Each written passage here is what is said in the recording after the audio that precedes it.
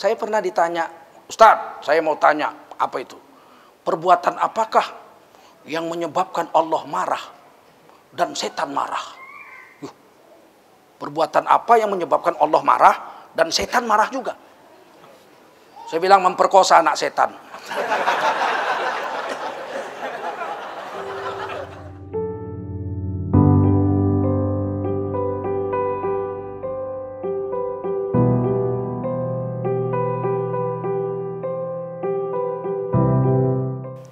Allah Subhanahu wa ta'ala memberikan kekuasaan kepada siapa Allah mau.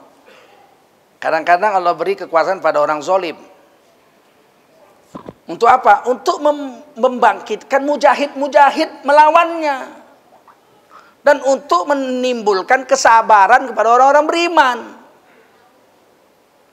Kurang apa jahatnya Fir'aun? Kurang apa coba? Semua orang disuruhnya nyembah dia. Suruhnya sujud. Fasjudu liya, sujud semua sama aku. Sujud semua. Kalau nggak sujud dipancung. Baru dia menjerit, Ana rabbukumul a'la, aku adalah Tuhanmu yang maha tinggi. Menurut riwayat iblis sampai kaget. Kata iblis, gila kau. Aku aja iblis manggil Tuhan ya Rabbi, wahai yang maha mengaturku. Kau bilang kau Rob yang mengatur, Tuhan pula kau. Memang kau lebih iblis dari aku kau.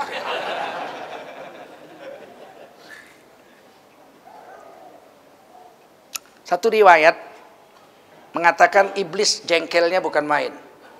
Waktu Fir'aun mengaku Tuhan, iblis jengkel. Sebab iblis itu manggil Tuhan masih ya Rabbi, fanzurni, wahai Tuhanku yang maha mengaturku, jangan matikan aku sampai hari kiamat. Jadi manggilnya masih ya Rabbi. Datang Fir'aun dibilang dialah Tuhan yang maha tinggi. Suatu hari digedor kamar Fir'aun tuh. Fir'aun lagi duduk di kamar sendirian, lagi gelisah. Digedor pintunya sekuat-kuatnya. Bor. Marah Fir'aun. Siapa? Diam yang gedor itu. Duduk lagi. Nggak lama digedor lagi. Bor sekuat-kuatnya. Fir'aun bangun. Siapa? Diam lagi yang gedor itu. Kali ketiga digedor, dibuka sama Fir'aun pintu. Dilihat ada orang. Kau siapa? Ketawa orang ini setengah mati. Lucu kali kau. Apa lucu? Kau kan ngaku Tuhan. Iya. Masa Tuhan nggak tahu siapa aku? Tuhan nggak tahu siapa aku. Udah jangan main-main, kau siapa? Aku iblis. Saking jengkelnya iblis itu coba. Iblis aja jengkel sama Fir'aun.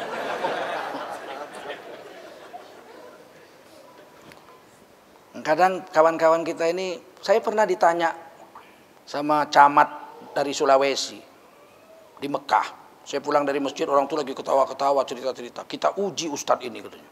Saya datang, Ustadz, saya mau tanya, apa itu? Perbuatan apakah yang menyebabkan Allah marah dan setan marah? Perbuatan apa yang menyebabkan Allah marah dan setan marah juga? Saya bilang memperkosa anak setan.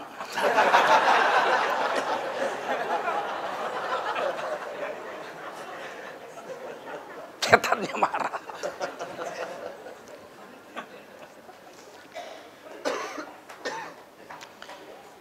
Ternyata Fir'aun itu penakut. Begitu dia mimpi, ada satu anak dari Bani Israel. Bani Israel itu jajahannya Fir'aun. Karena Fir'aun ini orang Qibti, suku Qibti. Bani Israel itu kan datang ke Mesir karena Nabi Yusuf jadi raja. Jadi dibawalah saudaranya 12 orang itu semua. 10 dari lain ibu, 2 dari satu ibu. Nabi Yusuf dengan Benyamin itu satu ibu. 10 lagi lain ibu. Tapi ibu mereka adik-beradik kandung. Nabi Yusuf tuh istrinya 2, saudara kandung 2. Kalau sekarang kan nggak boleh, haram sekarang. Syariat Nabi Muhammad haram. Kalau syariat Nabi Yusuf boleh. Jadi makanya Nabi Yakub itu istrinya 2, kakak beradik. Kakaknya jelek, nggak cantik. Anaknya 10. Adiknya cantik sekali, Rohil namanya. Rohil. Cantik sekali, anaknya 2 Nabi Yusuf dengan Benyamin. Orang Yahudi menyebutnya Rachel. Jadi kalau ada perempuan namanya Rachel, Rachel itu berarti ibunya Nabi Yusuf. Orang Arab menyebutnya Rohil. Orang Yahudi menyebutnya Rachel. Orang Islam sekarang kalau ngasih nama anak Rachel, Yahudi dia. Rohil, bukan Rachel. Ponakan saya minta nama sama saya kasih namanya Rohil. Sekarang sudah hampir masuk SD. Ya. Rohil. Bapaknya bilang SMS sama saya, kalau bisa nama lain. Kau pikir Rohil itu Rokan Hilir? Rohil itu nama perempuan tercantik sedunia zaman itu. Mamanya Nabi Yusuf alaihissalam. Dan anak itu akhirnya cantik juga, manis. Ponakan saya itu. Baik, kita lanjut. Mimpi dia ada yang akan menghancurkan kerajaannya, yaitu anak dari Bani Israel. Nggak bisa tidur dia. Itulah. Ternyata orang yang perkasa, penakut. Perang nggak pernah kalah, main pedang hebat, main panah hebat, main tombak hebat, naik kuda hebat, wibawanya hebat, pilek nggak pernah, sakit nggak pernah. Mimpi kerajaannya mau dihancurkan, nggak bisa tidur. Itulah hirsun itu, ambisi itu, bahayanya ambisi itu. Langsung dia keluarkan perpu. Bunuh semua anak Bani Israel yang lahir yang kelaminnya laki-laki. Yudzabbihuna abna'akum wa yastahyuna nisa'akum. Bunuh semua. Asal laki-laki lahir, bunuh, sembelih semua. Berapa puluh ribu yang dibunuh tahun itu. Untuk apa ini? Kenapa enggak Allah matikan aja Fir'aun? Wa fi dzalikum bala'um mir rabbikum azim.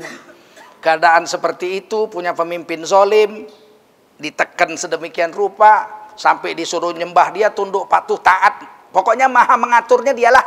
Siapa enggak setuju sama dia disebut pemecah belah, anti macam-macam lah. Itu ujian kata Allah yang besar bagi kamu. Wa fi dzalikum bala'um mir rabbikum azim.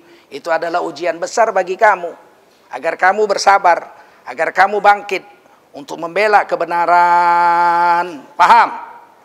Paham enggak?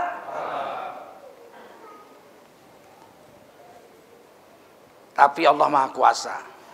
Allah berikan kekuasaan pada siapa Allah mau, Allah cabut kekuasaan dari siapa Allah mau.